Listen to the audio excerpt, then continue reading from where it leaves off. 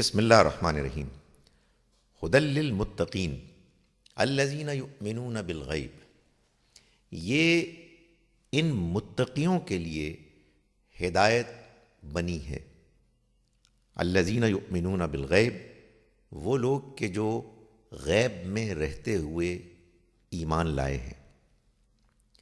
یہ اب اللہ تعالیٰ نے یہودیوں کو خطاب کر کے بتایا ہے کہ یہ قرآن اللہ کی کتاب ہے، یہ وہی کتاب ہے کہ جس کا انتظار تھا، اور یہ کتاب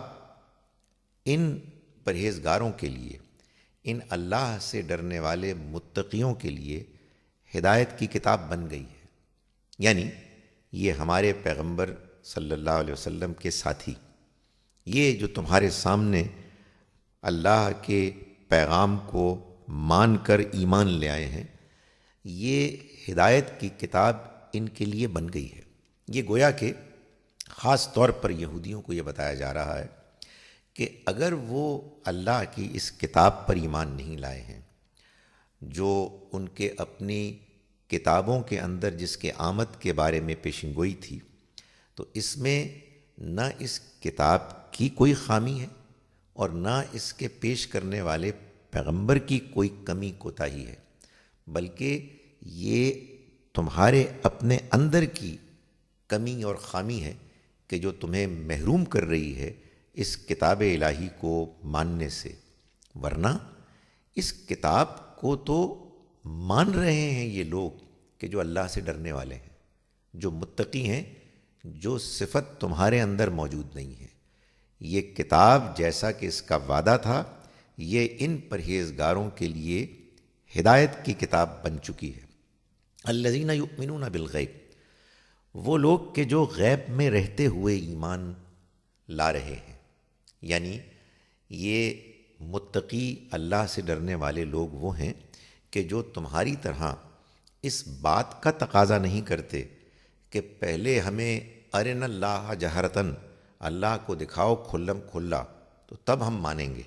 نہیں، یہ وہ سمجھدار لوگ ہیں کہ جو اس حقیقت کو جانتے ہیں کہ اللہ، آخرت، فرشتے، وحی، جنت، دوزخ، یہ وہ حقائق ہیں کہ جن کو اس دنیا میں رہتے ہوئے کہ جو غیب کی دنیا ہے، یعنی ہم ان حقائق سے غیب میں رکھ دیے گئے ہیں، اس دنیا میں رہتے ہوئے ان حقیقتوں کو دیکھا نہیں جا سکتا، بلکہ ان پر ایمان لایا جاتا ہے، اور یہ ایمان سمجھ کے دلائل کی بنیاد پر عقل کو استعمال کر کے انسان لاتا ہے۔ عقل کو اگر انسان صحیح طرح سے استعمال کرے اور اس کے استعمال کے راستے میں کوئی حجاب نہ ہو،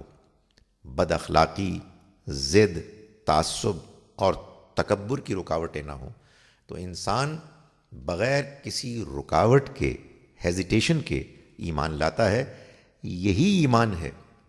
کہ جو ہمارے یہ متقی پرہیزگار لوگ لا چکے ہیں، ان کے لیے یہ ہدایت کی کتاب بن چکی ہے،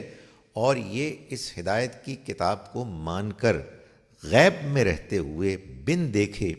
ان حقائق کو بھی مان رہے ہیں کہ جو حقائق اگرچہ کے نظر نہیں آتے، مگر ان کا سچا ہونا